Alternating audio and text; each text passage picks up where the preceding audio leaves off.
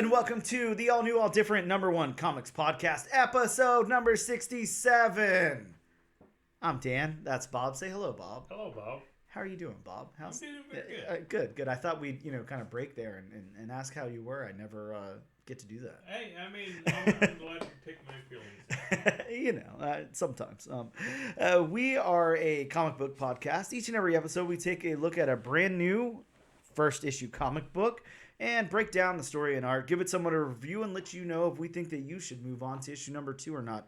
We also talk a little bit about comic book news, about TV news, about movie news, all that stuff that fits in the comic book / entertainment world. When James Gunn doesn't steal it all. When that happens, few and far between, but possibly this week.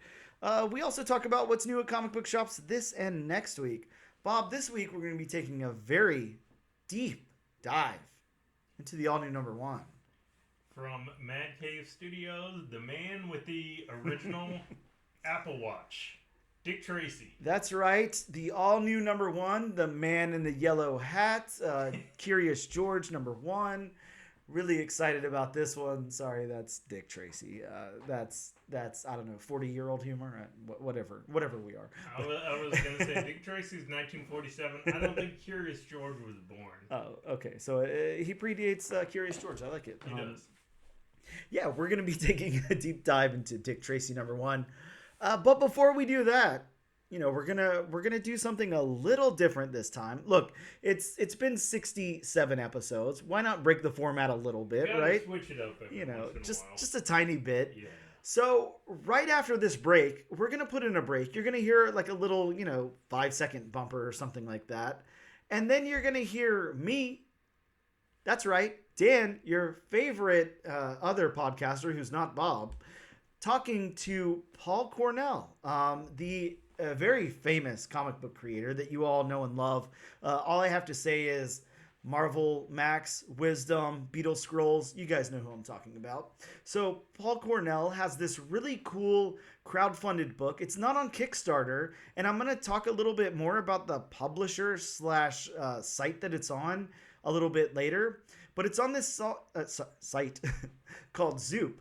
So if you go to your internet browser, wow, I can't talk.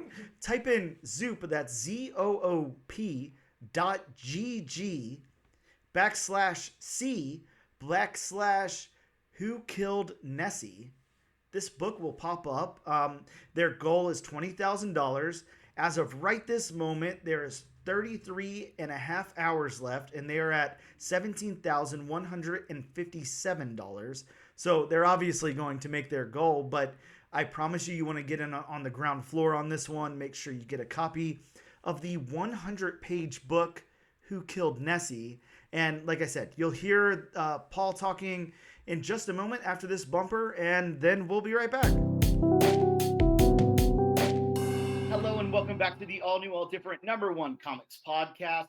We are here with a very, very special creator on the line. But before I say his name, I got to do my introduction because, trust me, you guys all know this guy.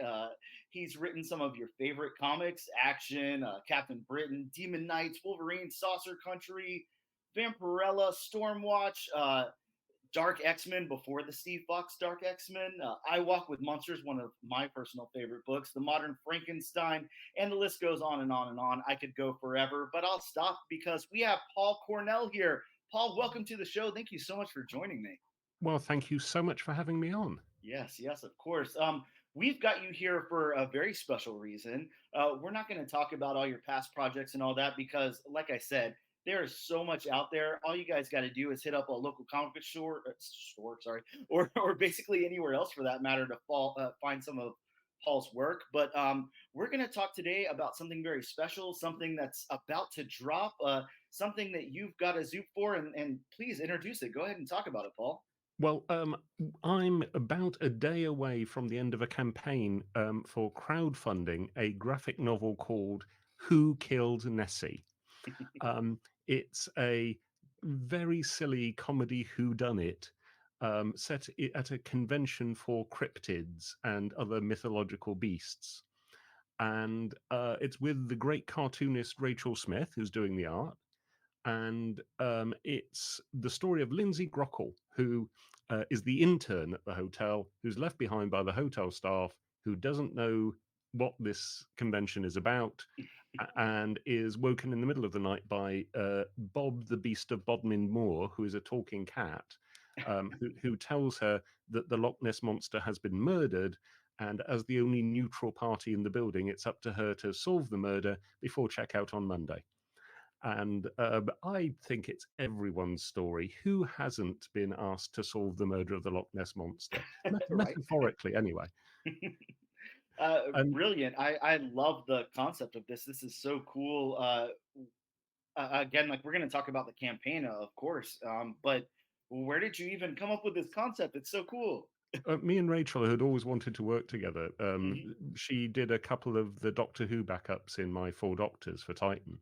Okay. And we were just talking, and this title, as one of the most ridiculous things we could think of, came into view, and I could suddenly see the cover, which is, and I could see her drawing it, which is the chalk outline of the Loch Ness Monster on the ground where the body has been found. And I'm gonna leave that one up to y'all's imagination, because if I was like a better video podcaster, I'd intersplice like the cover right here or whatever. But I'm not that great at that kind of thing. But definitely, once you guys check out this cover, you're gonna want the book for the cover alone. So regardless of the fact that it's a brilliant concept and you know who's writing and illustrating it. Well, Zoop are our publisher, or rather our crowdfunding platform. Hopefully, our publisher.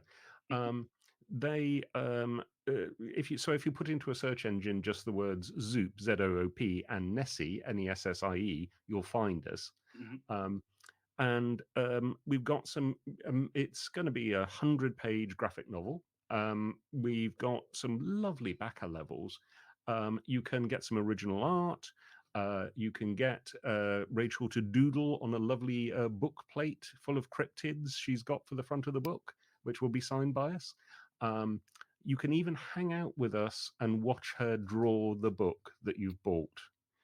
And on Zoom, that is. I mean, I don't mean come around to our house, because yeah, physically come hang out with Paul. we're at different ends of the country. So we've got some lovely backer levels. We think we're going to make it. We think we're going to make our target. We're mathematically exactly where we should be, which is an anxious place to be. Yes, I would rather be way ahead of where we should be. But it's actually a story about rationality. Lindsay has just got over a bad breakup with a boyfriend who was poetic and thought that she had no soul. Because she was very, very rational. And now she's amongst creatures that a day ago she didn't think existed, and having to use her rationality to solve a murder. But as the Beast of Bodmin Moor says, you may not believe in us, but we believe in you. This is a great book. And like you said, you've got some different levels of support here that come with different things. I want to point out to everybody, too, this is 100 pages. Like, this is... like, you're not getting like a 22, like whatever it is, 24-page like comic. Like, you're getting 100 pages here. Yeah. You can get a digital copy, you get a soft cover, you get signed book plates, like remarked book plates. There's just so much you guys are offering here, and there's not a lot left, to tell you guys the truth. Like right now, as of this record, there is exactly 1 work week left of time. So there's 40 hours and 15 minutes. Yeah. It's not a week; it's 40 hours. Sorry, a work week. But I see. I get it. Yeah. My cleverness doesn't always translate. But 40 hours left of time. So, and that's in real time. So that's not broken up into 8 hours a day. No, we got 40 hours left on the clock. So you guys get your support out like right this second. And Zoop put up an actual clock, which is a little nerve-wracking, I've got to say. Right? You got a countdown in front of you. You've got to make this thing. I know that you will, though. This is such a cool concept, such a just based on your other material, I already know this is such a well-written book. We all already know that. If you guys, can't picture it in your head, Paul created the Scroll Beetles for you. So, And there's a whole bunch of finished pages on the site, so you can see what the kind of thing we're doing. If you like the Muppets or Wallace and Gromit, um, that's the kind of thing we're doing. Yeah, and who doesn't? So, we got 40 hours left here. There's what, about $500 left in the campaign to Um, complete. no, we're about 4,500 away from the target. Okay, I'm sorry. 4,500. But My that's math isn't adding up either. but that's less than 25%, and 25% is what you legendarily make in the last 48 hours of. Yeah. Yeah, and so guys, we have to hit this thing. Obviously, we got to get Paul and Rachel's book out there, and you guys sure as hell want a copy of it. I know I'm getting my copy, so I'm really stoked about that. So look for that number to go up in just a sec. But yeah, this is such a cool book, and I'm really excited about it. We're really excited about it here on the podcast. Like I said, Bob and I are both getting a copy. All of you guys better be logging on to this site right now and grabbing a copy too. By the time this airs, I think it'll be, like I said, we're at 40 hours left right now. We'll probably have about, 36 hours left or so by the time this airs. So you guys get the hell on it. Make sure you back this book. You are really going to want a copy. So Thank you so much. I really appreciate that. Yes. Thank you for coming on and talking about it. I've been up since 3 o'clock. Wow. Jeez, I can't believe it, but oh yeah, the last stages of a crowdfunding campaign always get a bit squeaky. Yes. Yeah. Well, I know you're going to make that goal, Paul. So I'm really excited to have a copy of this book in my hands, remarked and signed and all. So this is going to be a great one to get. Thank you so much. Oh, of course. Thank you. Paul, anything else you want to say about the book or anything before we sign off? No, we've covered it completely. Thank you so much. Yes. And I'll speak for Paul here. The last thing that Paul wants to say is go log on to Zoop and back this book because you want a copy of it. It's going to be amazing. Paul, I can't thank you enough. Yes. Yeah, Who Killed Nessie on Zoop. Yeah. Yes. Go check it out right now. Paul, again, I can't thank you enough for taking the time out of your day to come on, the time out of your Zoop campaign to come on and back this or talk about this book. But yeah, we're all really excited about it. So thank you so much, Paul. Enjoy the rest of your day. Enjoy the fruits of your labor because it's about to happen. So thank you so much. Thank you very much.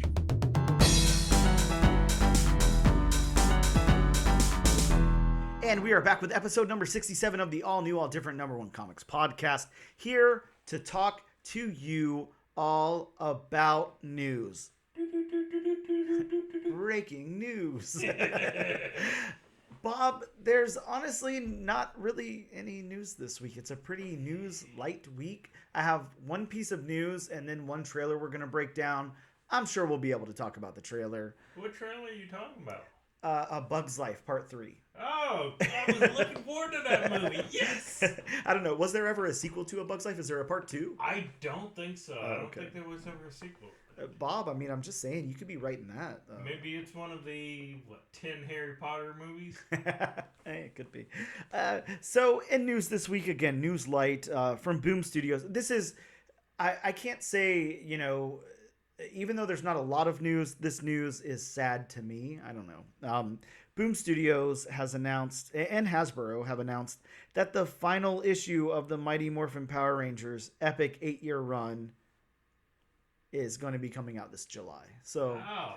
The last issue, I don't know what the plans are after that. I don't know if it's going to a different publisher, if they're just going to reboot it with a different creative team.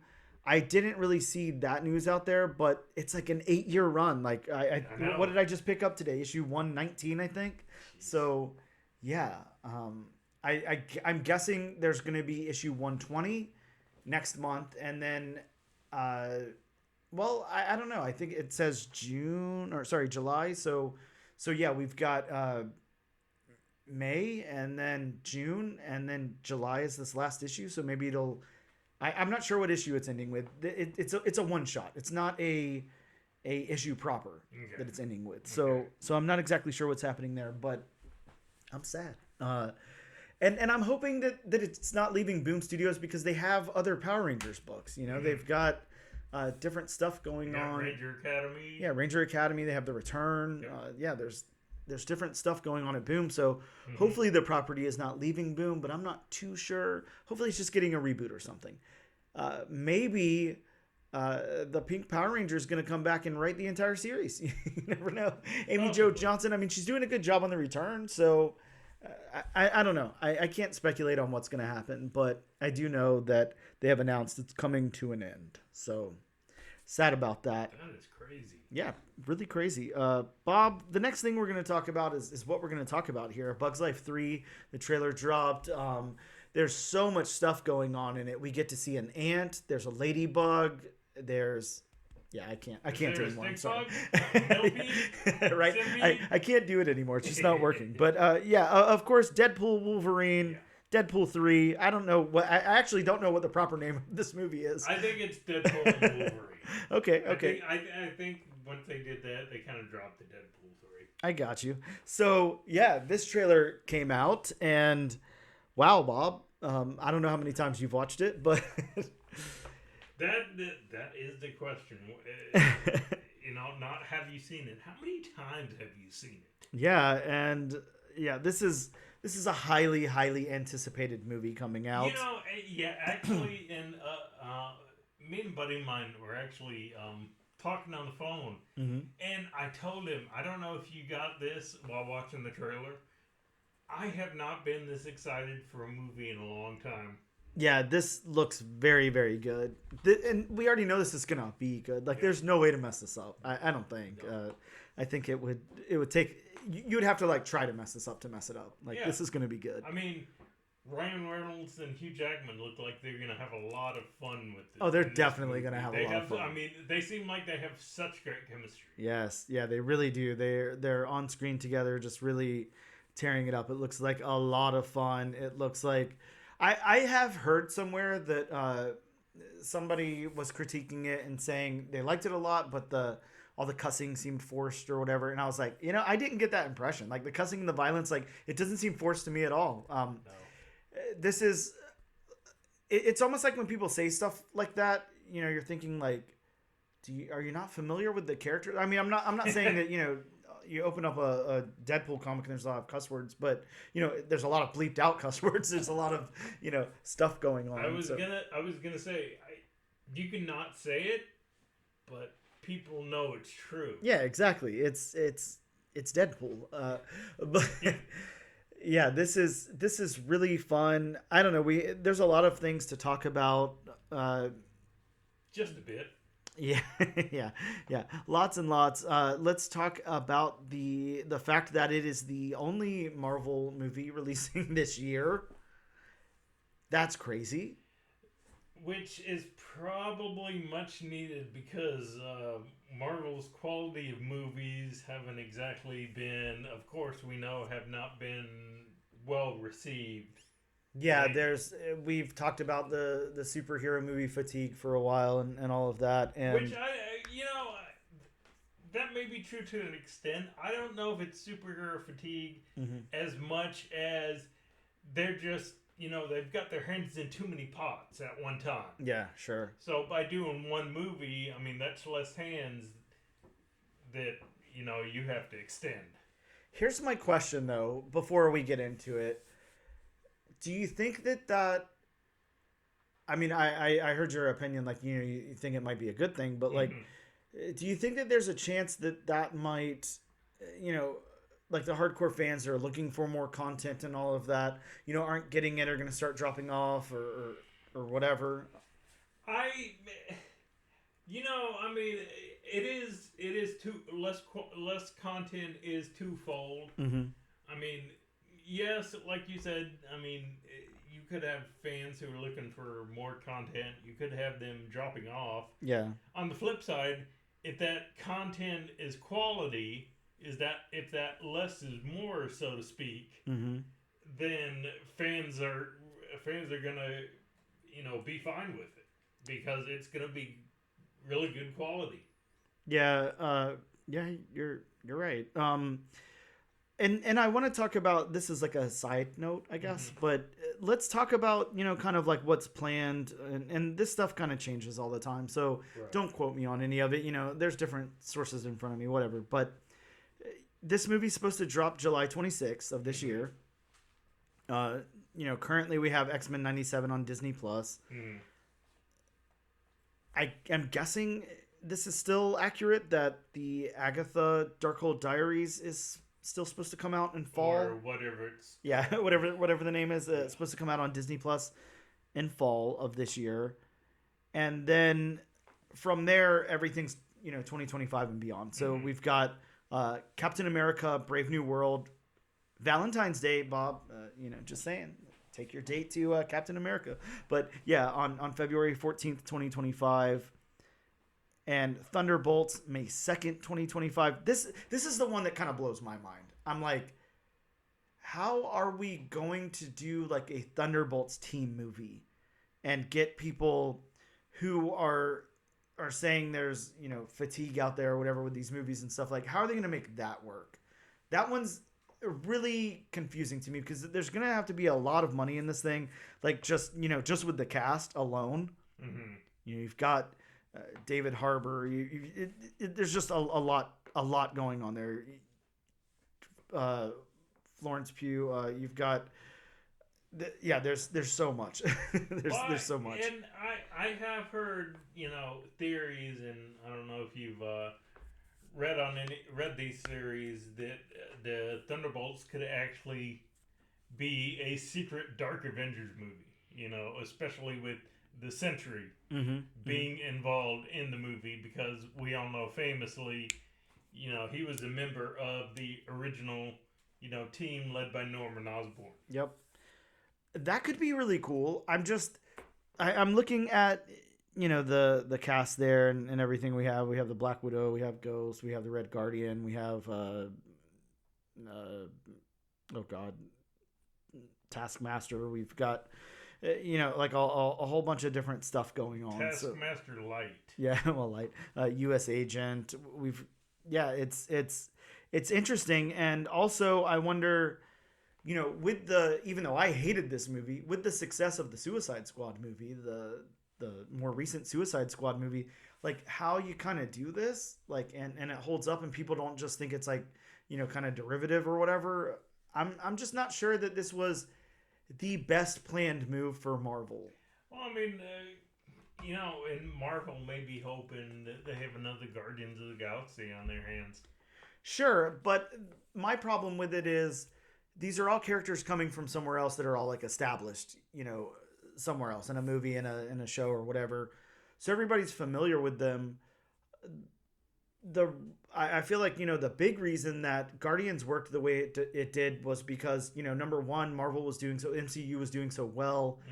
And on top of that, these like lovable characters, came out of nowhere and nobody knew who they were. With the exception of people like, you and I, like, of course, we knew who they were. Probably most of our audience did and everything.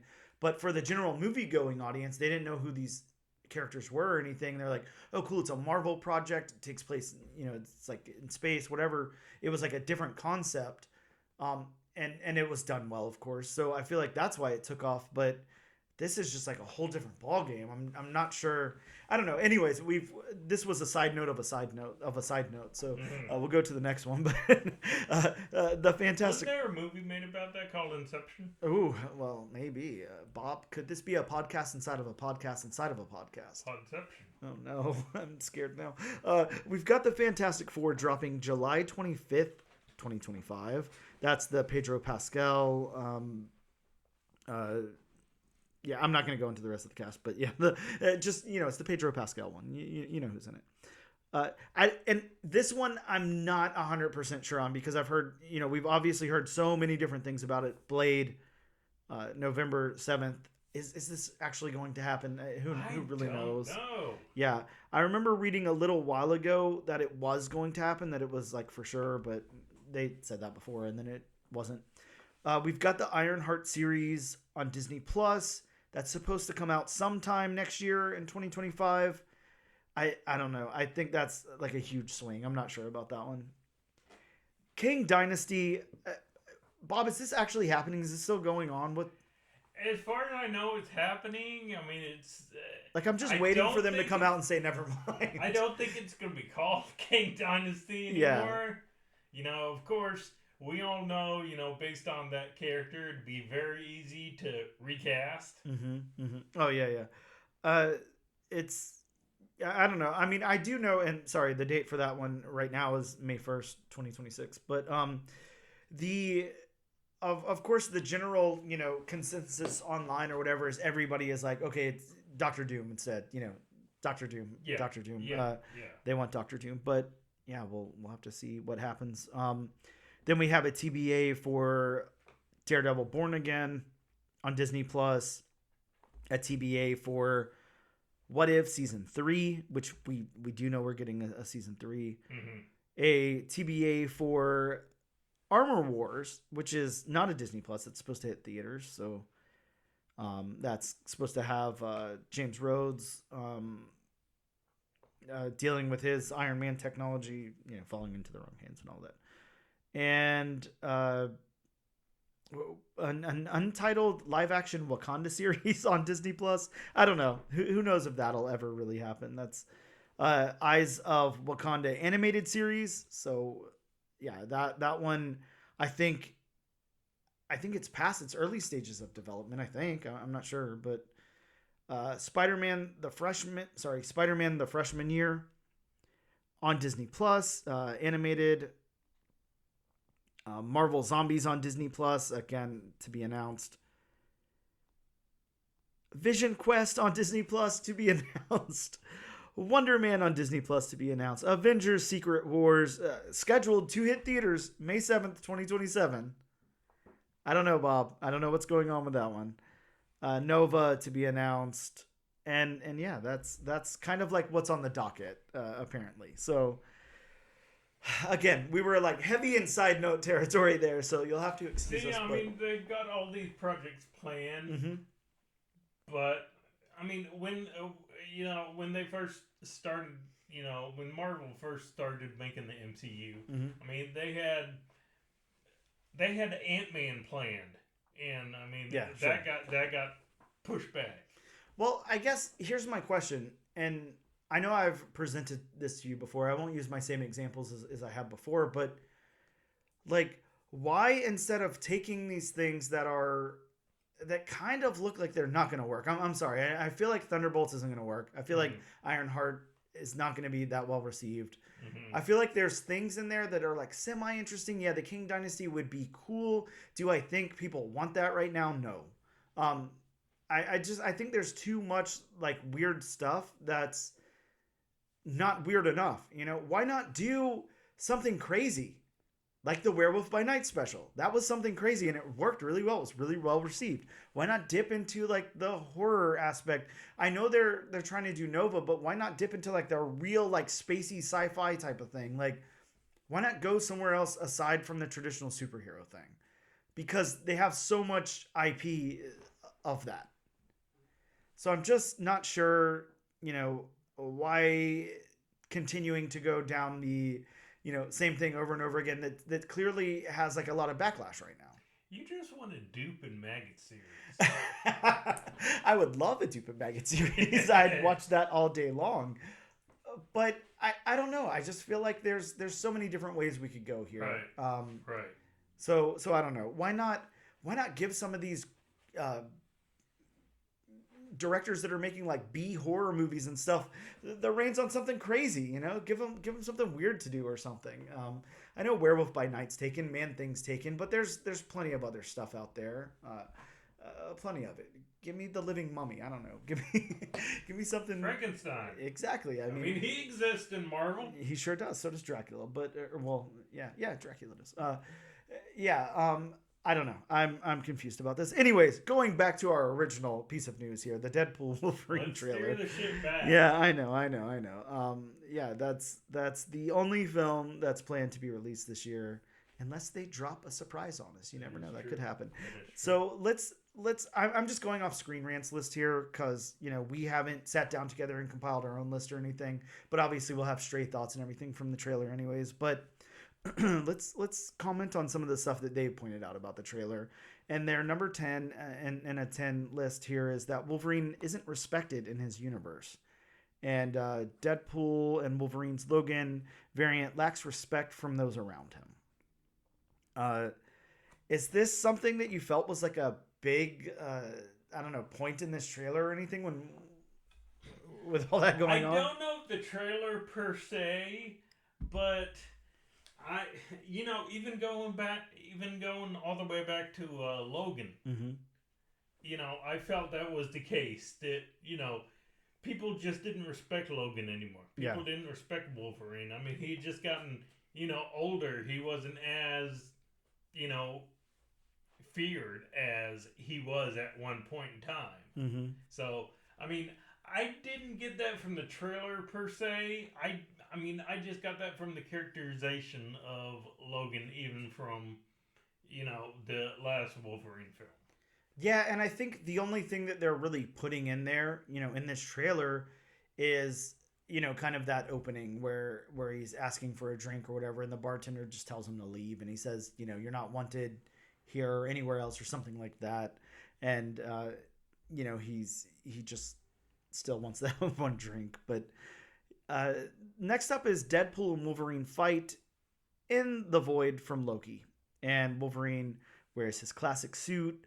Loki's void location plays an integral part in Deadpool and Wolverine. So I obviously noticed that. I don't know how much, I could really comment on that. I don't know what that really means, but other than, it's I'm assuming a crossover to bring my the TVA. my only guess on how that fight gets started is there is that point in the trailer where they're walking through the wasteland and Deadpool says something to the extent of "You killed your world and all your people in it," or "You let your world down." Yeah. So I'm kind of guessing that has something to do with it. And what about the costume? Like, during that fight scene, of course, we have like the classic yellow and blue costume. So, I guess. Besides, finally. Yeah, exactly. Next up is Deadpool needs Wolverine's help to save his universe. And more about Deadpool and Wolverine's core plot is revealed in the official trailer. So basically, we're getting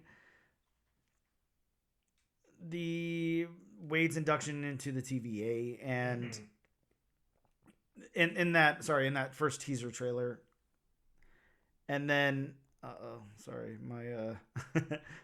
I had a little glitch there, and then the trailer kind of rectifies that, and I don't know, that's cool. I'm really hoping that Owen Wilson makes a cameo in this movie. Being that they deal with the TVA. Yeah, that would be great. I really hope that. And I hope... I don't know if they necessarily need to show it, but make some reference to Loki. And the fact that, he's holding all the universes together. And speaking of references, do you think they'll make any reference to the 2009 X-Men Origins Wolverine movie, that's got the meetup of Deadpool and Wolverine? I mean, they got to call that back, right? There's no way they don't. I'm not sure, considering they already made the reference to it. They already made the reference in Deadpool 2 when Deadpool goes back in time and shoots himself. Yeah, very true, very true. So I don't know. I think that's pretty much finalized and over with. Yeah, no point in bringing it back up. No. Next up is Wolverine's let down his own universe in some way, and Deadpool finds out Wolverine's universe did not meet a happy end. So that's kind of characterized there in the trailer. After asking for Logan's help in the trailer, Wade finds out exactly why his ally isn't respected in his own realm. Wolverine says Deadpool's plight to save his universe is not his problem, with Deadpool replying, "Is that what you said when your world went to shit?" And that's followed by a scene of Wolverine in his own universe, kneeling in distress, explaining that Wolverine let his world down. So I guess, that's supposed to explain the beginning of the trailer. Mm-hmm. Wolverine drinking at the bar and everything. Mm-hmm. He's not got respect of the people around him. I don't know. I mean, I'm trying to imagine like what could have happened there, like how they're gonna fill that void in. So I mean, is it like an incursion but not?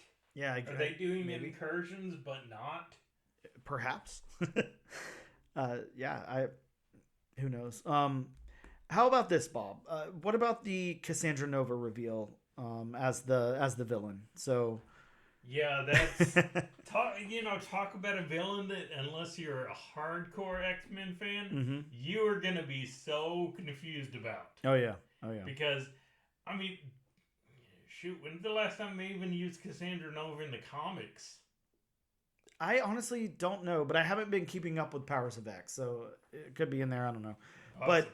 But to anybody who doesn't know, that is Charles Xavier's evil twin, sister. So, yeah, pretty crazy that they're bringing her in, but it's pretty smart too, to bring in the head of the Xavier Institute. I wonder if we're gonna get a cameo by Patrick Stewart though. I hope so. I mean, I really hope so. I think that would be considering good. twins, and I gotta say for a moment there in the trailer, it makes drawing these comparisons. I mean, it's really true. I thought she was the ancient one. Oh. I really did. What you thought at first, like when it was just the back of her head, or you thought they recast the ancient one, or what? Well, I mean, just the fact that, I forgot for a minute that Cassandra Nova was in the film. Oh, okay. And there was that one point in the trailer where she's using her powers, to have Wolverine basically lift his arms and whatnot. Mm-hmm. And just from a front shot, I was like, wait a minute, is that the ancient one? And I'm like, oh yeah, Cassandra Nova's in this film. So number 5 is Loki's Alioth will appear in Deadpool and Wolverine. The Void's villainous guardian Alioth will appear after being introduced in Loki season 1. And that was like a smoke monster in Loki season 1. Think Galactus from Rise of the Silver Surfer. Crossed with the smoke monster from Lost. Right. But yeah, so that's, just basically more crossover between Loki and this movie. They're still trying to tie this multiverse saga all together. And I mean, there's, got to be a reason that's really where they're going. I don't know. This will be interesting, I think. I think it will be cool. I don't know. Next up is a big one for you, Bob. Dogpool is officially revealed in the trailer. So, a Deadpool variant, long rumored for the MCU, appears in the trailer here. And yeah, Dogpool is going to be in the movie. We get to see Dogpool licking Deadpool's face and everything. There's actually a few Deadpool variants that are rumored. For this movie. Yeah, definitely. Lady Deadpool, Kid Deadpool. Deadpool. Yeah. Which, I mean, it would be cool to see just a disembodied Ryan Reynolds head. Yeah, I mean, did we not? I'm surprised we didn't see that in number 2. Well, don't forget, we're supposed to get that young Deadpool variant, the one whose face or whose skin isn't, riddled with cancer. Oh, yeah. Oh, that's cool. Next up, an MCU sorcerer will appear in the movie. A sorcerer from the MCU is teased as part of the Deadpool and Wolverine Void battle. I mean, Bob, do you know who they're talking about? They're a little coy with it here. I have two big guesses on where they could possibly go, and you may have come to this conclusion because we actually do see a portal. Yes, we do. From in this trailer that we saw from Endgame. And as we know, those were formed by, this, of course, anybody with a sling ring. Yep. Which is usually, Doctor Strange or Wong or the followers of the mystic arts. So my two guesses are either we're going to get, Wong, who seems like he's been tying everything together since he's been in a lot of Marvel properties as of late. Or, they're keeping, Benedict Cumberbatch as a hush-hush, secret cameo. And I'm leaning more along the lines of Wong. I think that it's got to be a little...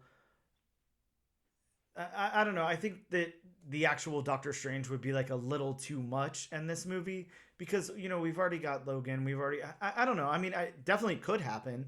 But I think that, Wong makes some kind of like humorous appearance or something and then, teams up or whatever. Like, I just see that being more of a realistic thing here. But I mean, that's my guess. I could be completely wrong. Or, I mean, it could just be a red herring and it's neither of them. Yeah. It's a brand new character. I mean, Sure, it could be Ned Leeds for all we know. I mean, he was able to conjure a portal.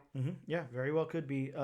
So next up, X-Men's Lady Deathstrike and Azazel return in Deadpool and Wolverine. Is that how you say that name, Bob? I've never... Azazel, is that the correct? I've always said Azazel. Azazel, okay. Azazel, tomato, potato, whatever.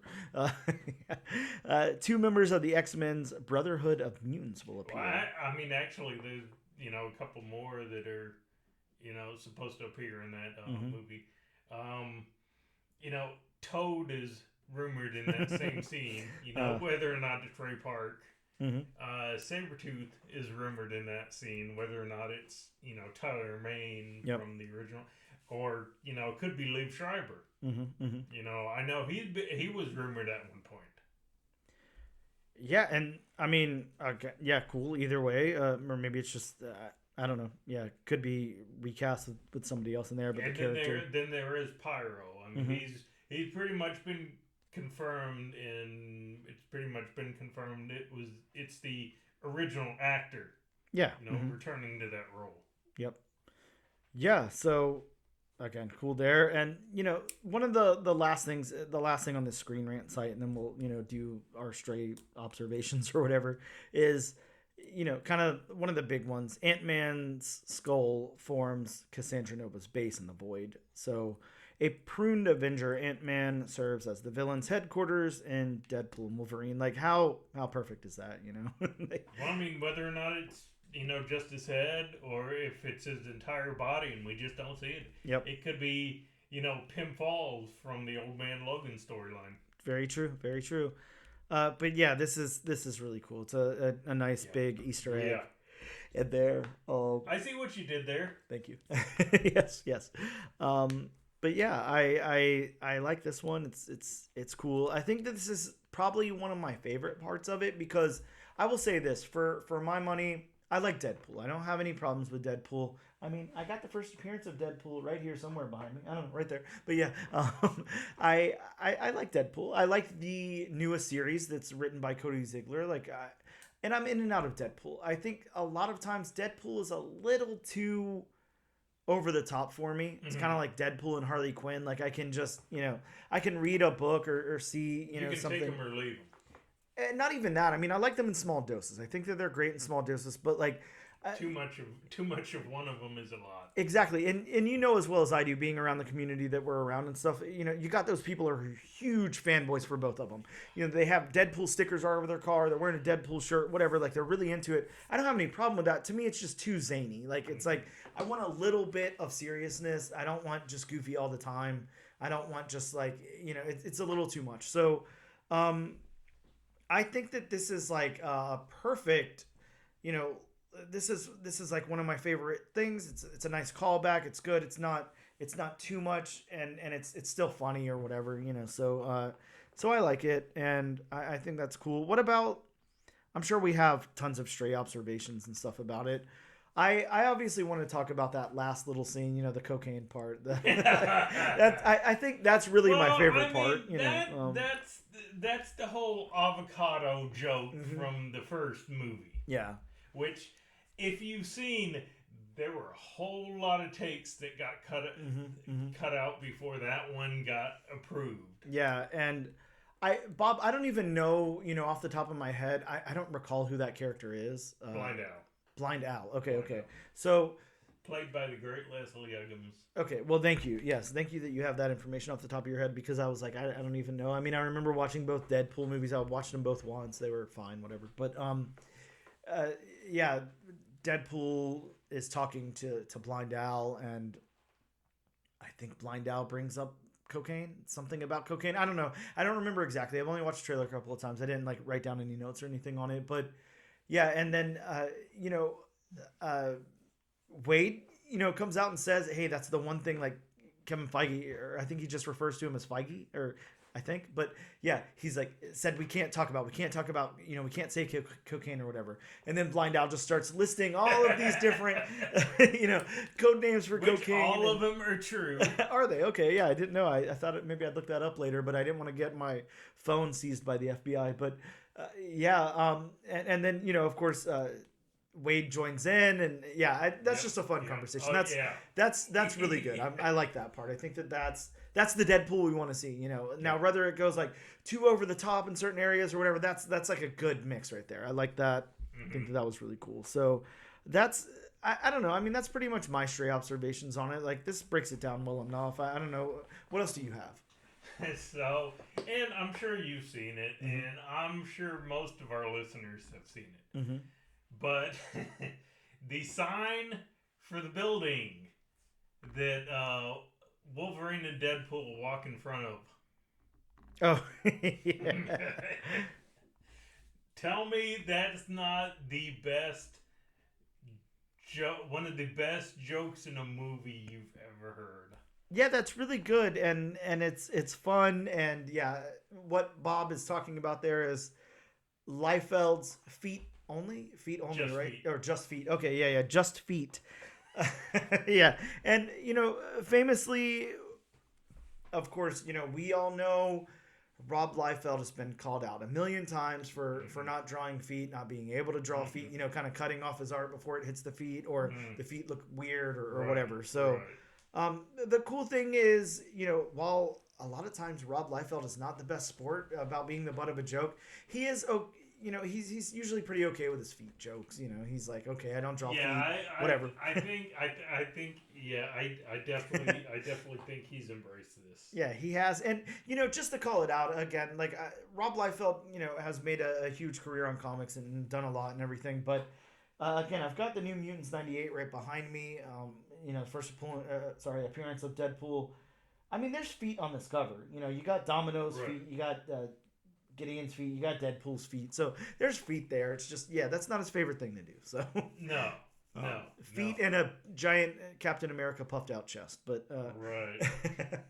those are Liefeld's things. But the puffed out chest. Yeah, I would say we love Liefeld, but we love Liefeld in the early '90s. I think he's probably a little bit too much now for me, but yeah. But yeah, I mean that's the trailer. I mean, I'm sure we'll have more to talk about later as we watch it some more and all that. We gather some more thoughts on it and everything. But that is the trailer. And I think that's enough for news. We threw in that 10-minute Paul Cornell interview, and now we're at 50 minutes. So we gotta split and get to the podcast proper. But we're gonna take a quick break. And we are back with episode number 67 of the all new, all different #1 comics podcast, here to talk to you all about some books that dropped in comic book shops this very week. Bob, this week from Marvel, we got Jackpot and Black Cat issue number 2, Blade issue number 10, Rise of the Power of X issue number 4. Bob, and I wish I had it right here for you to look at. I think I can get to it. I got Marvel on top, so why not? Look at this amazing Jubilee cover. It's a Derek Chew Jubilee. I had to pick that up. There's no way I'm passing up a nice Jubilee cover. And they've actually been around lately. There's been some Jubilee covers happening. I don't know if it's renewed interest because of X-Men '97 or what, but I am not complaining at all whenever I see Jubilee grace the cover of a Marvel comic book in stands today. Dan likes Jubilee, folks. I sure as hell do. Next up, we got Daredevil, issue number 8. Bob, it's like a $10 book. Ooh, wow. Like no joke. Daredevil, issue number 8. I think it was $9.99. I think is what I paid for it. You know, plus my fancy discount. But yeah, just check out that oversized anniversary issue celebrating 60 years of The Man Without Fear. So yeah, that was an issue that came out this week. Bob, I already talked to you about this next one off air, but I did pick up the Uncanny X-Men issue number 130 facsimile foil reprint. Yes. And it's right there on top of the stack. Yes. You can't miss it. But yeah, that's, they got me with a foil Dazzler. It's the only way it could be any better if it was embossed as well. So there's few characters that I've ever seen him go goo over, and Jubilee and Dazzler are two of them. Yeah, you're not wrong. So yeah, I picked that up. We also got Ultimate Spider-Man issue number 4, Wolverine issue number 48, and Amazing Spider-Man issue number 48. So I guess Wolverine and Spider-Man are fighting for the same weekly space, I don't know, monthly space, whatever. Over to Image Comics, we got World Tree issue number 9. I know you picked up your copy. Oh, yes. I want to know what the hell is happening in World Tree, because it's turned out to be the craziest book I've ever read in my life. It's so insane. We also got Drawing Blood issue number 1. And I know we talked about this a little bit last week. This is the Kevin Eastman, I guess semi-autobiographical, how do you say that? Biographical, there you go. Book. It's so interesting because the solicit starts out like, it's a dude who created like this comic book world with his friend, and then his friend, ditched him or whatever. But then it gets into something crazy about like crime and murder and all this kind of weird stuff. So I'm excited to read that one. Feral number 2. I know you just brought this one up, Bob. We both picked up the homage variant. So Nightmare on Elm Street. Sorry, it took me a second. Very great horror homage. Oh yeah, a really great one. And like we talked about off air last week, there's some great horror movie homages on Feral. So yes. I found a really, really cool Twin Peaks Fire Walk With Me variant that I really, really want to get. I think it's a store exclusive, but I got to pony up for that. We got the Six Fingers issue number 3, and here's a book that I'm really stoked to read. Universal Monsters, Creature from the Black Lagoon Lives issue number 1. I'm stoked to check that one out and see what it's all about. Kind of like a sequel to the Creature from the Black Lagoon. So hopefully that's cool. From Boom Studios, we got Something is Killing the Children, issue number 36. This one also had a thank you, like one per store variant. We got Pine and Merrimack, issue number 4. And we've got Rare Flavors, issue number 5, as well as Power Rangers, Mighty Morphin Power Rangers 119. Get in before it ends, I guess. Yeah. Go ahead and pick it up. Just a few issues left. I know, right? From DC Comics, not a whole lot to talk about. Detective Comics, issue 1084, as well as Batman Dark Age, Mark Russell, Mike Allred. Go. There's no excuse you can come up with not to pick that up. It's got a beautiful Mike Allred cover and art all throughout, and it's written by Mark Russell. So, it's win-win. We also got Power Girl issue number 8. This is part of the House of Brainiac tie-in. Over to Dark Horse, we got Operation Sunshine Already Dead, Vampires in Florida, Bob. Doesn't get any cooler than that. Or scarier, I guess. Imagine if a vampire bit like a crocodile and then you had a vampire crocodile. Why hasn't anybody written that? And maybe that's in this book. I don't know. So not only do Floridians have to worry about crocodiles, they have to worry about vampires. I'm going to go ahead and say this. And, if somebody else steals my idea, I hate you. But, go ahead, do it because you probably write it better than me. If I crack open this book and there's no vampire crocodiles, I'm going to write a vampire crocodile story. You know what I'm going to write? I'm going to just take a vampire to the Everglades and he's going to start biting random animals. We're going to get pythons. We're going to get, all kind of weird shit. But anyways, copyright 2024 Bob and Dan. We also got Dawn Runner, issue number 2. Over to IDW, Bob, we got the final issue of Teenage Mutant Ninja Turtles by this creative team. It's getting rebooted. Jason Aaron's on it. I'm stoked because it's Jason Aaron. Yeah. I'm sad to see it go, but 150 issues, nothing to throw What do you throw things at? 150 issues is definitely something to hang your hat on. Yeah, that's big. Just like the Mighty Morphin Power Rangers. How many books nowadays make it to 150 issues? Just this one. Not this and Detective and Action, I guess. That's really it. Spawn, yeah. Wow, not a lot. From one of Bob's favorites, absolute favorite publishers, Archie Horror Imprint. Chilling Adventures presents The Cult of That Wilkin Boy Initiation. This is a one-shot in that universe. From Distillery, we got Spectograph, issue number 1. A James Tynion, whatever his name is, series there. Horror series. And rounding us off, of course, we got the Mad Cave Dick Tracy number 1. And Bob, one that I know you're really, really excited about. I actually did pick it up, and I'm going to show you the cover here just for prosperity's sake. I picked up the Zenoscope Pooh versus Bambi issue number 1 with 22 pages of content. I don't know why they have to spell that out there, but they do. Right. So, yeah, I thought, why the hell not? I pick up weirder stuff on a weekly basis, so we'll pick this up now. We're going to take a quick break, and we'll return with our discussion of Dick Tracy.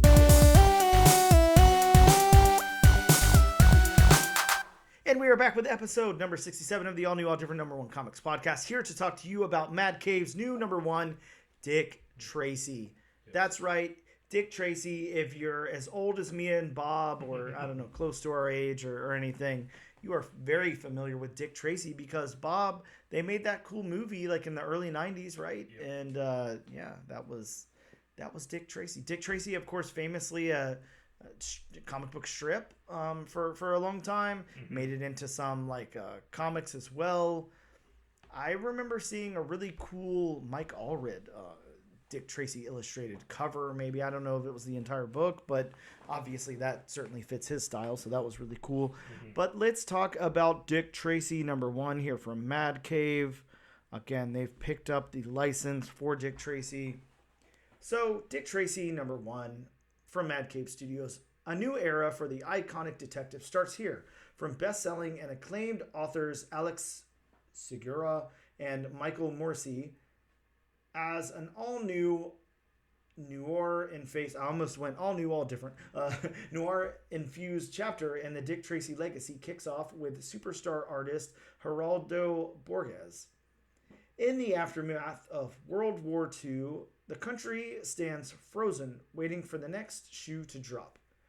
In the city, a brutal murder draws the attention of rising star detective Dick Tracy, who soon discovers the bloodshed is just the beginning of a complicated web that threatens to ensnare everything he cares about.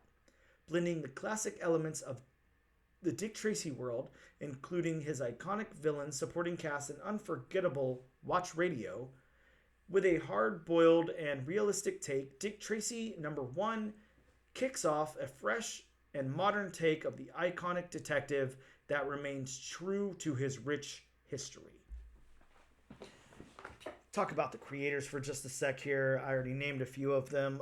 Michael Morsi is one of the writers. There's 2 writers here. He's written on Wasted Space, Hoax Hunters, Star Wars Adventures, The Plot, Quarantined, Dawn of the Planet of the Apes, Archie Meets Batman 66. That is a Mike Allred illustrated book, to say the least. And Maul, if you remember that book. He's done some stuff. We'll leave it at that. There's a lot of credits there. And some of our other creators include Alex Segura, who is writing on this book as well. He's written on Archie, on Jughead the Hunger, on Betty and Veronica Vixens, Josie and the Pussycats, The Black Hood, Archie, The Archies. He's an Archie writer, Bob. One of your favorites? Bob, you can't see Bob's face, but I can. And for illustrator here, we have Geraldo Borges. He's illustrated on No One, Nightwing, Angel Season 11, Nova, Adventure Comics, Philosopher Rex, Thunderbolts, Storm, Catwoman, Wonder Woman. The list goes on, but I won't. Let's talk about my synopsis of the book here. Dick Tracy opens in the city in 1974. Sorry, 1947. At the Green Eye Diner. It's definitely Big 1947. difference. Yeah, not 1974. There's no Dazzler rolling around on roller skates or anything. But yeah, 1974. God, 1947. Let me stop. At the Green Eye Diner at 2 a.m., Langdon Marsh, a crime reporter, and Emil Trueheart, a city alderman with a guilty conscience, discuss a heavy secret that Emil wants Langdon to print just as men outfitted with guns storm in and wipe the place out. The cops then show up, and so does Dick Tracy. Dick takes over the investigation, and Trueheart's daughter rushes to find out who killed her dad. As Dick looks for answers, Tess, Trueheart's daughter, searches through his office and looks for clues of her own. She finds a clue her father wrote about finding Mumbles, and a pair of men come in as well. She stabs one of them and then takes off. Tess finds Dick, and the pair go on the hunt for Mumbles. They find him trying to escape through a window. Just as Dick tries to take him to the police station, Flat Top shows up and tries to kill Mumbles. Dick, Mumbles, and Tess dodge the attack, and the trio head out after him. We then see Mumbles talking to his boss about Dick, and he instructs Flat Top to find him and cut him down. And that's the end of the issue.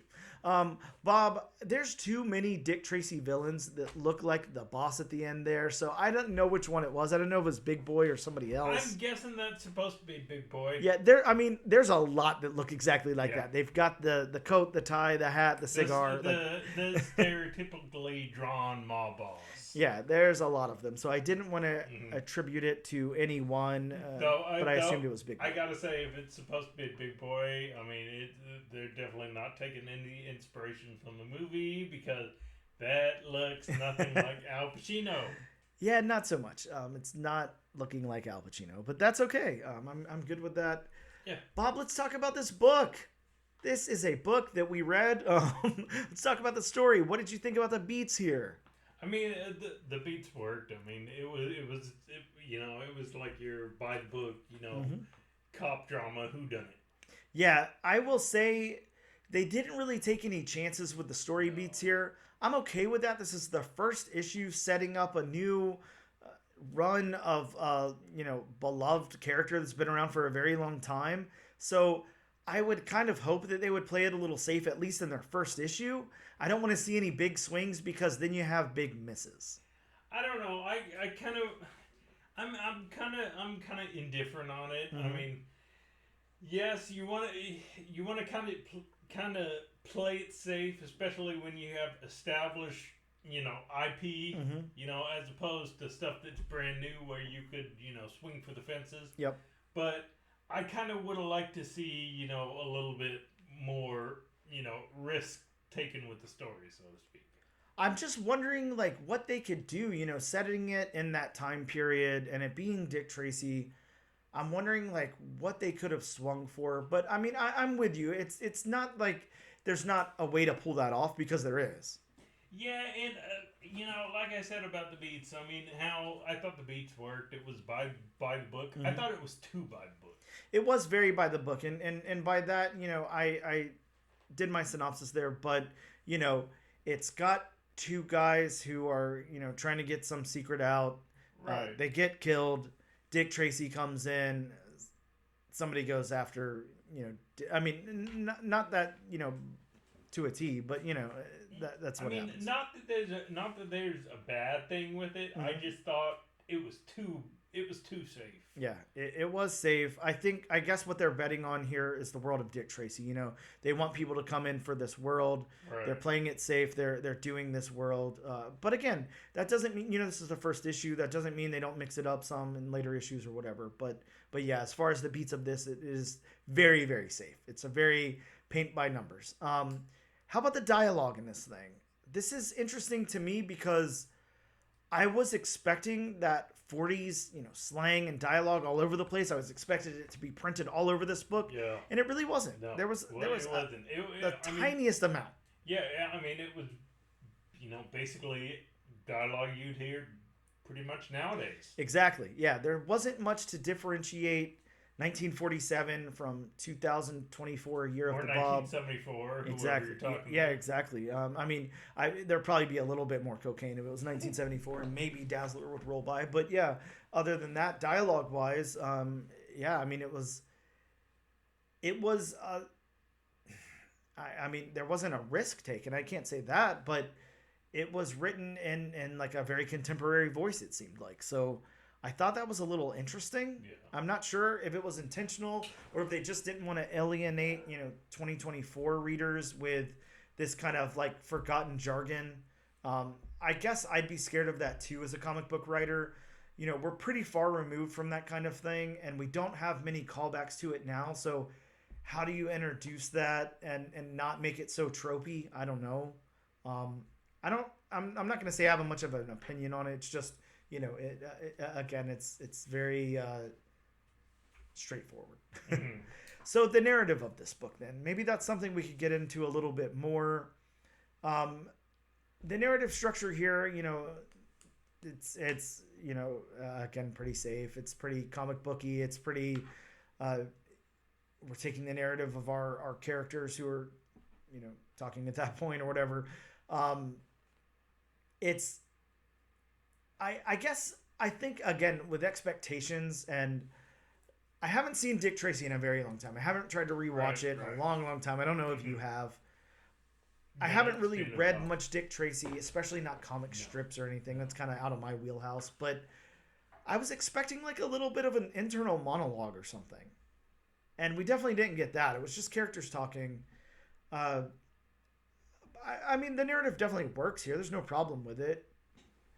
There just wasn't much of a swing there either. Again, and I thought, and I mean, this is gonna be, the overarching point to me. I just thought it was too safe. Mm-hmm. Yeah, everything was a little safe here. The world building, I think. I was, if I may go first, please. I thought the world building, I thought it could have been better. Especially for the fact that it was supposed to be 1947. Mm-hmm. I mean, give us those, just warehouses and meat houses and, like rundown districts and, post-war time, look. I just thought the world building was a little flat. Yeah, it was interesting because in that solicit from Mad Cave, they talk about how it's a post-World War II, world and all that. You don't really see any of that. No, I mean, I knew it was Dick Tracy, so I knew what time period it took place in. But I mean, if you didn't know that, you couldn't tell. And I will say this, while we're talking about the world building, this kind of goes into other areas, but it's not as focused as just world building, but it takes a part in that. I think for me, okay, you're not taking a huge swing with the beats. You're not taking any swing with the dialogue or narrative. I think this is where you kind of take your swing. Now, obviously, we've got to see Dick Tracy in this book. That's very important, and it's a Dick Tracy book. Obviously, Dick Tracy's rogues are it's kind of like Batman's rogues galleries. Like, you got to see them. They got to be in there. I get it. Why not open this first issue with like a brand new, really exaggerated, crazy character that's not in that world, and then like do some callbacks throughout the series or something? No, I mean, here would have been your swing. Mm-hmm. Have a Dick Tracy book. Mm-hmm. Have a number one. Don't show Dick Tracy till the end. That definitely could have worked. Tell me that would not have been a swing. If done right, that would have been a great swing. That would have been a great hit. Yeah, that could have been done. And I think for me, it was like seeing Flat Top and who I'm assuming is Big Boy. Like, why? It's almost like when I complain about seeing Batman and the Joker. Like, don't do this all the time. Why do it if you're not saying anything new? What's the purpose? Like, you're just rehashing like old ideas over and over again, and I don't see why. It's like whenever I see Lone Ranger or Zorro stuff, I don't care. Like, I'm not gonna look at it because it's not, I know they're not doing anything innovative with it. So that's kind of how I felt about the world building. I don't think it was like the most far off thing in the entire world. But like you said, there wasn't really anything that tied it to 1947. No. No. And then on top of that, I think they could have brought in some unsafe characters. We have Tess, who is, in the original comic strip. We've got Tracy, who's in the original strip. We've got Flat Top and perhaps Big Boy, who are in the original strip. Like, it's just I just don't see a point, I guess. Let's talk about the art then. The art here, the character art. How did you feel? I think this is going to be a big point of what we talk about here. How did you feel about the character art in this? Okay, I was reading this, and I got to be honest. I like the use of shadows. Mm-hmm.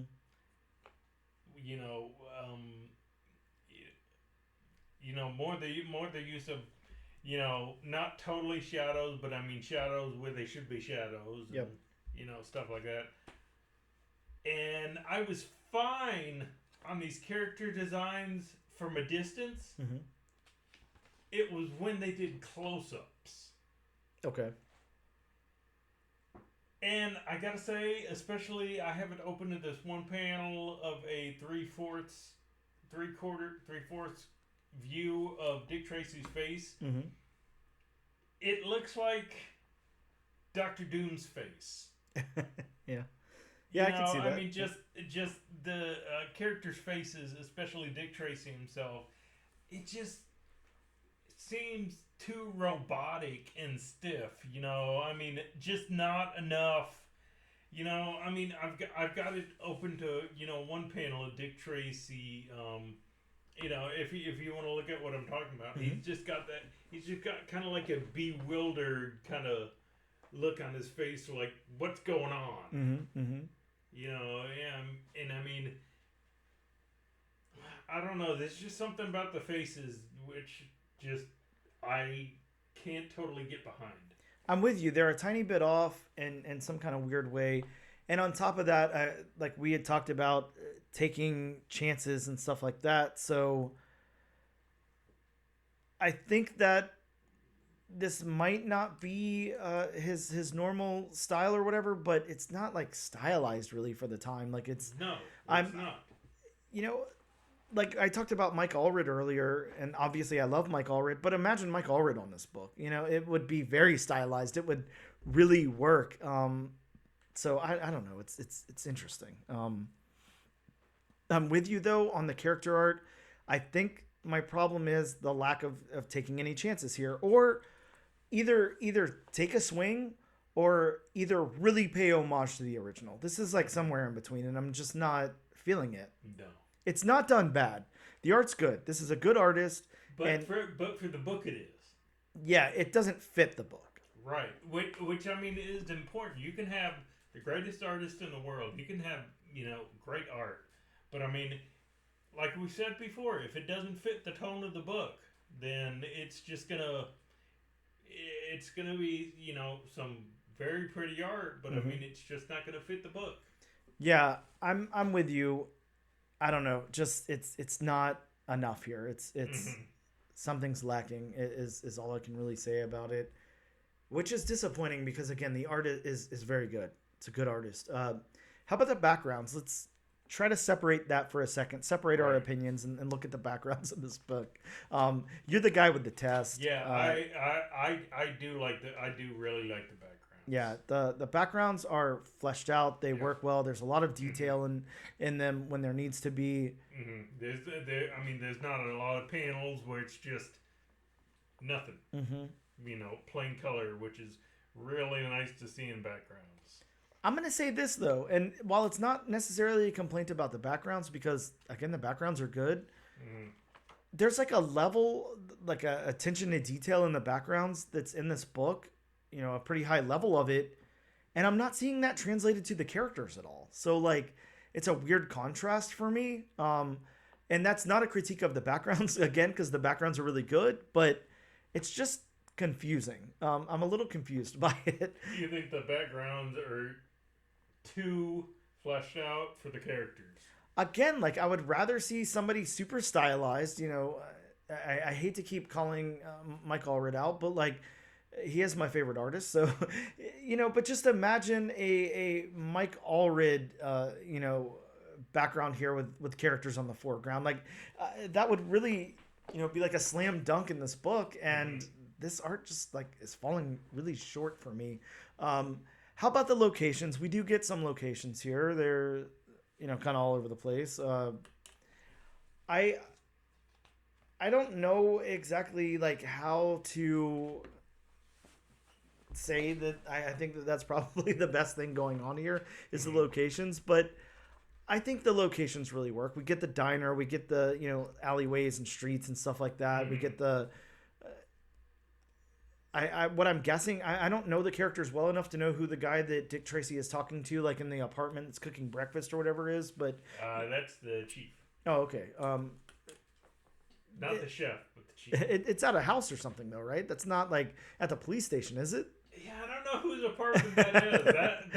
That was kind of a weird scene. Yeah, I'm like, why not label it? But yeah, I think the locations are good. Like I don't have anything to complain about with the locations. I guess as weird as that sounds, to say I don't have anything really to pull out to say that I enjoy, but I don't have anything to complain about. It kind of sounds like a gripe, but it's not. But I don't know. I guess that's really all I can say about it. The colors, we have a separate colorist on this book. I'm gonna pull up their info, but I don't have it right in front of me. So I'm gonna have to go back and fill for time and sound like I'm just Mark Englehart. Mark. Bob, help me with the name there. Mark what? Englert. Okay. Yeah, I don't know where I got Hart from, but why not? I just because you were thinking of the writer Englehart. Sure. Yeah. So Mark Englert. Sure. Sounds great. The colors are really good here. I think the colors stand out. They shine. They look good. There's a lot of contrast. The page, the full page spread, you've got it open to, like with the killing scene. It's nice and bloody. The blood all looks good. It's dimly lit. Whatever, everything's good. Yeah, and it does have that red washed out tone to it. Mm-hmm. Dick Tracy's yellow suit, is kind of what we're all here for. That comes across in the colors well in contrast to everything else. It looks really good. I like the colors here. I think the colors work really, really well. It works well with this art. It actually strengthens the art where if we had like, I don't know, a colorist that wasn't as good or something, I could see this being like an all-around loss. But the colors kind of do save the art for me a little bit. I think the colors are really good. What are your thoughts on the colors? So the colors are kind of weird for me. They kind of go hand in hand with that kind of with the structure style of the faces. Okay, I know from watching the movie, the original movie, that Dick Tracy was always, that period piece, but it was always that, pulpy, it was period piece, but, it had, that pulp color style to it. I don't know how else to say it. Sure. My little bit of a gripe is this is 1947. Have a little. I'm not saying to have totally washed out colors, but just don't have them be as bright and vibrant. Now I do like the colors towards the end, especially when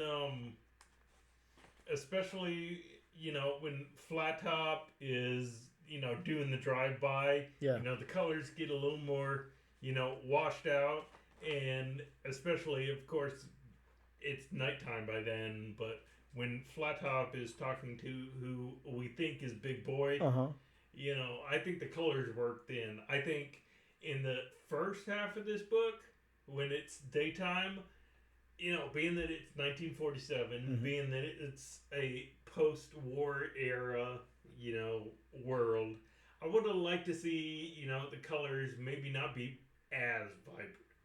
Okay, yeah, and I can understand that. I mean, it's an opinion, and I don't know. It's like I'm torn between a couple of worlds here because while I feel like they want the story set in 1947.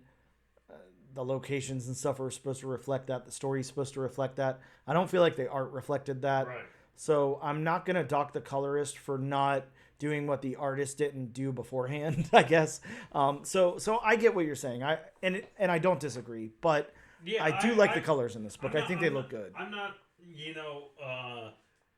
knocking Mike either. But again, I mean, just personal preference being that this book is supposed to take place in 1947. That's what I would have liked to see.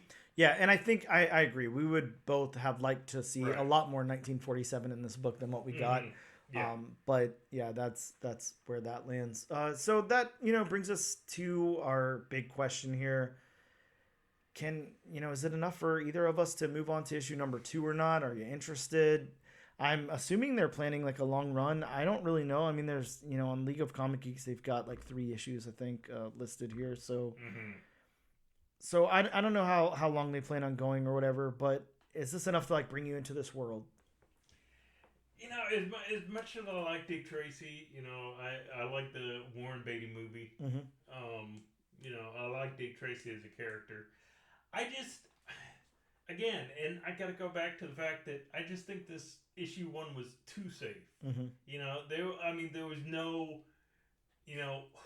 hooking me in. Yeah. I mean, I read this book and I got finished with it, and I'm like, that was okay. There was nothing like, damn, I want to see what happens next. Yeah. Yeah, and to piggyback off that, and then also to go into my critique of it, I just like want everybody out there to think for a second and think about the genericness of a Superman story, a Batman story, even stuff that I really enjoy, a X-Men story, a Spider-Man story or whatever. Whenever you're not taking any risks whatsoever and you're retelling a story that's already been told in those universes, is that enough to make you care, enough to make you like go to the second issue? I'm kind of with you because I think there was a lot of potential here, but in all honesty, for me, I needed some kind of swing to make this work. Like, this has already been done. Yeah, it wasn't a bad story, but there was just nothing to, hook me in. Yeah, it's and I'm gonna relate it again to something I probably shouldn't or whatever, but imagine that you're getting a new Batman book come out, and issue number 1, they murder Batman's parents in the alleyway and he becomes Batman. Like, I don't want to read that again. I'm not interested in that. Right. And we already know what's happening. Yeah, you've already seen that story. Yeah, so I feel like I've already seen this. I feel like I already know what's going on. If you're gonna do this, like, do it in an interesting way. I don't know. I don't know enough about Dick Tracy to even say that they've done this before, but why not go to Dick Tracy's origin or something? Why not talk about his time, before he became this detective or whatever, and then ease him into that role or something? Or I don't know. I just feel like there was a lot of different things we could have done here. I feel like it was a missed opportunity. I didn't personally like this. I didn't hate it.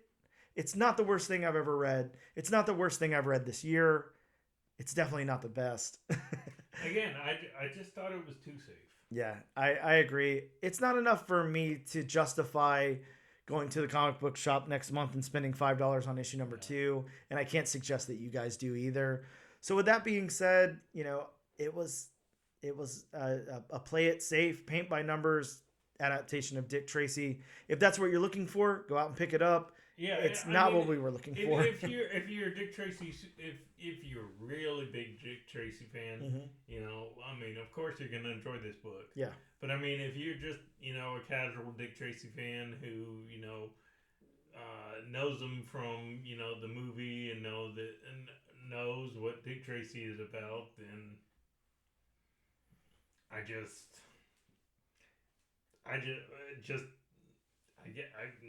didn't do it for me. Yeah, likewise. Well, that's our review and recommendation on Dick Tracy, issue number 1 from Mad Cave Studios. But please, if you have a different opinion, write in, let us know. We'd love to hear your opinion on it as well. We're going to take a quick break and we'll return to talk about some new books that are hitting shops next week.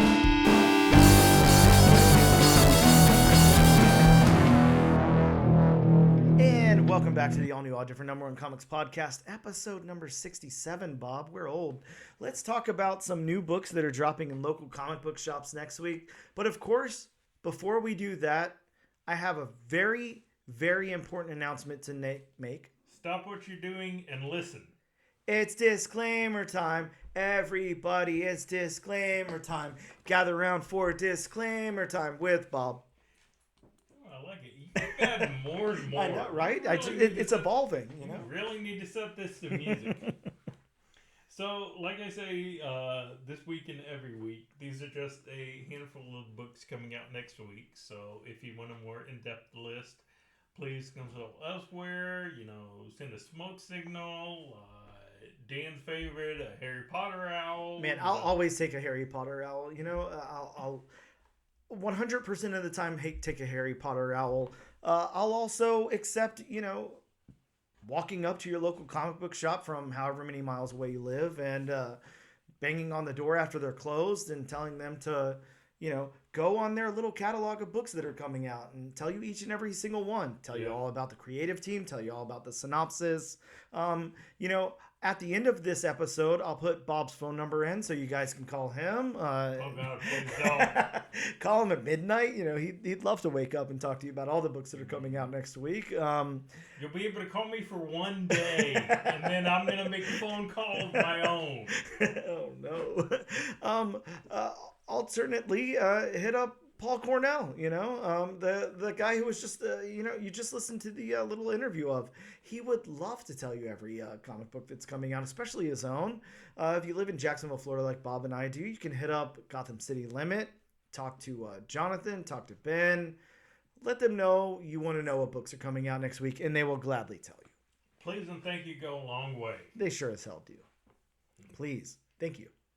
So I'm going to try not to, but as you can imagine, with Free Comic Book Day, just around the corner, May 4th, first Saturday, May. Yep. There's going to be a lot of, books on this list, which are Free Comic Book Day lists. Oh, yeah. No, feel free to talk about them. I mean, I think it's time appropriate now, because this issue's going to air. We won't have another issue before. Sorry, this episode. We won't have another episode before Free Comic Book Day. Very appropriate. It's semi-appropriate, right? Yeah, but we won't have an episode before Free Comic Book Day. So yeah, go ahead, talk about them all. We're good on that front. This isn't Pokemon. I don't have to catch them all. You do have to catch all of the Free Comic Book Day comic books, though, Bob. That is true. Please support your local comic shops. Yeah, absolutely. Go out to your local comic book shop and look, you get a whole bunch of free shit and then spend a little bit of money too, because while it's free to you guys, it's not free for the comic book shops. No. They actually have to pay for those issues. Yes. So, support them. Like, pick up a few books while you're there. Everybody has fun. It'll be crowded. It'll be a hell of a time. Go in there with, I don't know, $50 and grab all the free shit and then grab a couple of issues too. Right. Say hi to, if you live in Jacksonville, Florida, say hi to Ben and Pacer. Yep, absolutely. So, starting off the list from Marvel, we have a Free Comic Book Day issue, Free Comic Book Day 2024 Ultimate Universe Spider-Man. Spider-Man. This one prepares for the next evolutionary step of the Marvel Ultimate Universe as a powerful new hero debuts. So you get a brand new hero in a Free Comic Book Day comic book. Mm-hmm. That's good, We'll be seeing a bunch of those graded soon. We sure as hell will. Make sure you guys pick up a copy. So, from IDW is offering a Free Comic Book Day 2024 Teenage Mutant Ninja Turtles. No, I guess I better not sing the song. We'll get copyright claimed on YouTube. Yeah, but, don't do that. Don't do that. Yeah, this one's got the first appearance of Night Watcher, a potentially new character. That was the previous moniker of RACHAEL in the 2007 animated movie. and a prelude story to the ongoing Night Watcher comic book series. So yeah, this is cool, and pick it up. So it's kind of like the character of Ronan before we got Echo. Yes, it seems like it. Very interesting. Mm-hmm. Going back to Marvel, we have Free Comic Book Day 2024 X-Men Blood Hunt #1. Bob, it's Blood Hunt time. It's X-Men time. This is the prelude to the summer event featuring the Marvel Universe versus vampires. This one has a possible cameo introduction of the Blood Coven. Okay. A coven that likes blood. They sure as hell do, I would assume. Sorry. You're fine. You're fine. Right there. We have an actual comic book coming out next week. A comic book that you have to pay for is what Bob's talking about. Yes, a comic book that you have to pay for. We have Spider-Woman #7. Bob, written by Steve Fox. This is the first team appearance of a brand new group of young heroes.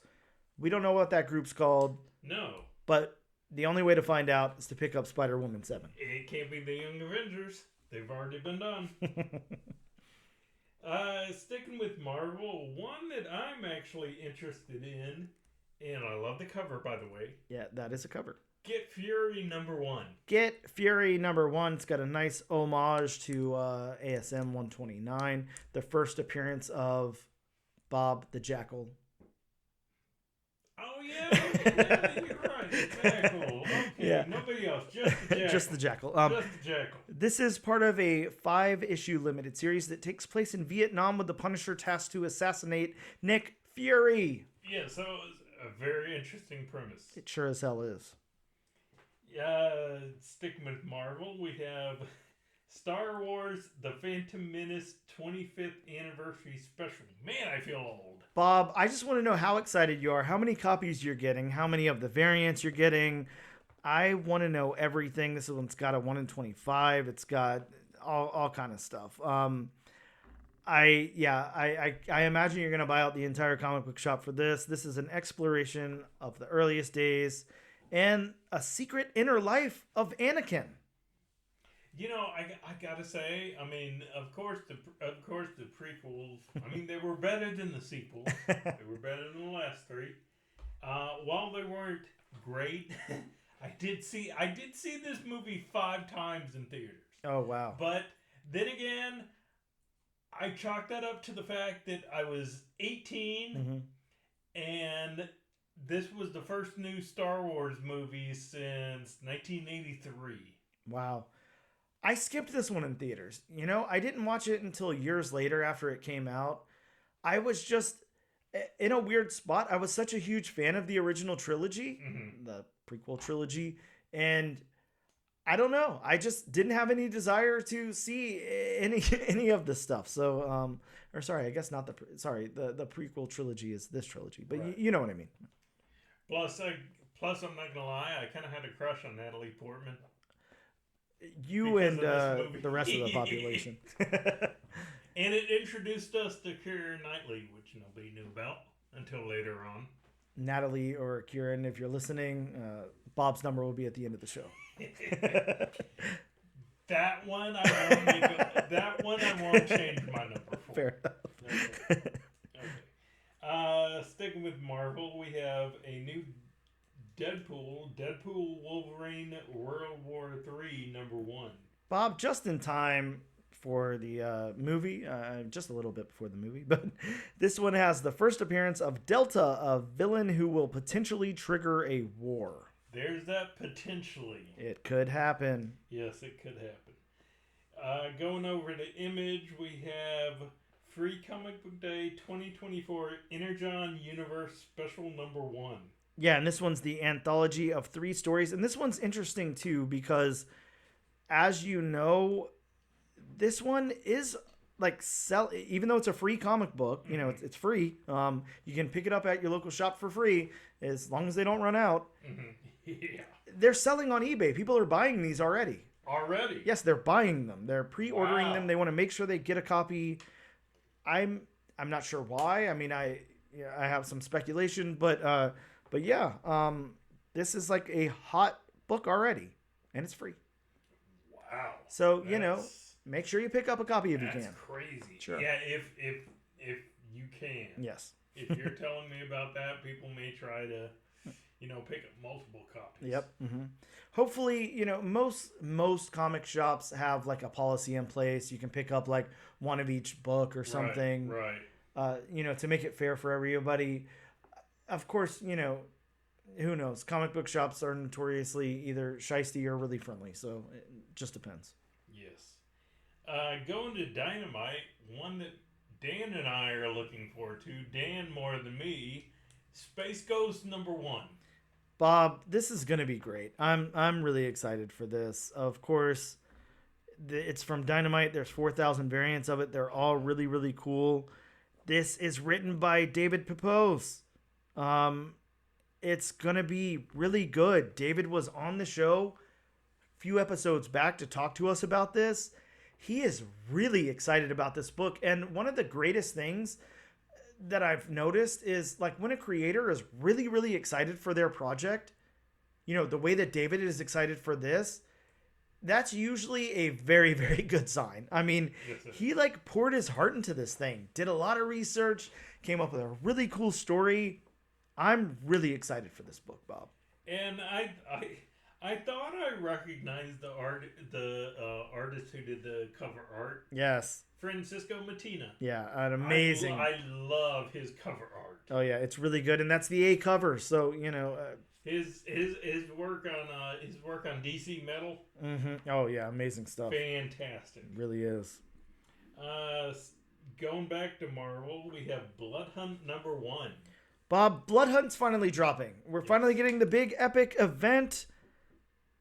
The Marvel Universe versus vampires. This one is going to be great. I'm so excited about it. And they're introducing like the red band thing. So they're going to have, a regular issue that's not so insanely bloody. And then they're going to have the red band one that's insane. It's got, blood. It's got cussing. It's got all kind of crazy stuff. Maybe it's got a shot of Wolverine's butt. Who knows? See, I think that's a very cool concept. I agree. I do like that concept. Plus, I could see, people picking up both copies. Yes. Me too. Yeah. And I most likely will. Just especially to see the difference. Going to DC finally, we have Superman House of Brainiac #1. Yes. Superman House of Brainiac #1. This is the House of Brainiac Part 2.5. It provides background on the bottled city of, help me with the name, Bob? Zarnia, the home planet of Lobo. Yes, looking forward. So is this like an annual? I think that it's so the House of Brainiac is the event that's going on through like Power Girl and Superman and all of that right now. This is a Superman comic. I mean, would it be considered like an annual? I don't think it's an annual. I think it's kind of like 0.5 like Marvel did. Well, it's just tying into this event. So it's like how Blood Hunt is the event over at Marvel. I think that this is the equivalent of like Blood Hunt Wolverine. That kind of thing. It's just a tie into the event. Interesting. Mm-hmm. Sticking with DC, we have Free Comic Book Day 2024 Absolute Power. Bob, this one has a 12-page preview story from Mark Waid and artist Mike L. Janin? I don't know. Mikhail. Oh, wow. Mikhail, whatever. Revealing the summer crossover event titled Absolute Power. And it looks like Absolute Power is going to consist of the Trinity plus some other people. Of course it's gonna have the Trinity. I mean, how can you have a DC project without the Trinity? Yeah, I completely agree. Do they have any other characters? Yeah, good question. At this point? Where the hell's Swamp Thing and Animal Man is what I want to know. Do they have any other villains besides the Joker? Very good question. I don't think so. I think it's the only one that exists. Staying with DC, we have Nightwing Annual 2024.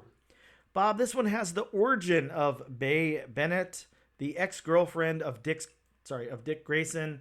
I don't know why that's important. Man, Starfire's gonna be pissed. I I see that kind of being a one-sided fight, though. Be Bennett versus Starfire. Yeah. Yeah, it won't go good for me. Who knows what'll happen? This one I will definitely be picking up. I would be picking it up if it wasn't free. We have Free Comic Book Day 2024 Barkham Asylum. That's right. And Bob, this one has the first appearance of Jester, the Joker's dog, in a standard comic book. It's the preview of a middle grade graphic novel, and that is right within my reading wheelhouse, so I'll definitely be picking this up as well. So has DC adopted middle grade instead of young adult? I guess so. Middle grade. Start using it. Okay. We have a very long book. We have DC Spring Breakout #1. Yeah, this is an 80-page anthology series written by a whole bunch of various writers and various artists. It's, DC does these things. They're like, I don't know, $10, and they're a whole bunch of pages, and they have a whole bunch of little stories in them. Yes. And finally, I've already mentioned this before, but this is the Blood Hunt #1 that is not red banned. Bob, this is the 5-issue event featuring the Marvel Universe versus vampires. It's got the first team appearance of the Blood Coven, Smoke Eater, Bloodstorm 1, Damascene, Megrum, Cruel, and Unusual. Oh, wow. Mortal Kombat, eat your heart out. Oh, man, I love this. I'm so excited for this book, Bob. I can't wait for it to come out. I can't wait to read it. I'm excited. Bob, we're going to do something that we only, we reserve for very special occasions. Okay. We're going to forego the wheel this time. Yes, we are. Next week, we will be covering David Pepose' Space Ghost #1 from Dynamite Comics. Really excited to check that one out. Really excited to cover it and tell you guys what we think about it. But with that being said, there's no wheel. There's no lottery system here this week. Thank you guys so much for tuning in. Thank you for checking out the podcast. And, before we go out, I just do want to update you on the Zoop campaign that Paul is having for Who Killed Nessie #1. Again, head over to Zoop. That's ZOOP.GG/C/Who Killed Nessie. We've got 31 hours and 37 minutes and 18 seconds left. And right now it's sitting at $17,509. Bob, that is just a small deficit of $2,491. I'm pretty sure they're going to make their goal, but how they make that goal is by you guys making sure that you go pledge some money to it. You're going to want to read this book. You're going to want a copy of it. It's freaking amazing. You get 100 pages and a soft cover for only $26. So definitely pick that up. And then for just a few more bucks, you can get a signed book plate. You can get a remarked book plate. You can get all kind of stuff. You can get a Zoom call with the creators. There's all kind of stuff you can do here. So make sure you guys pick this up. You're going to love the book. And thank you guys so much for tuning in. We will see you next week.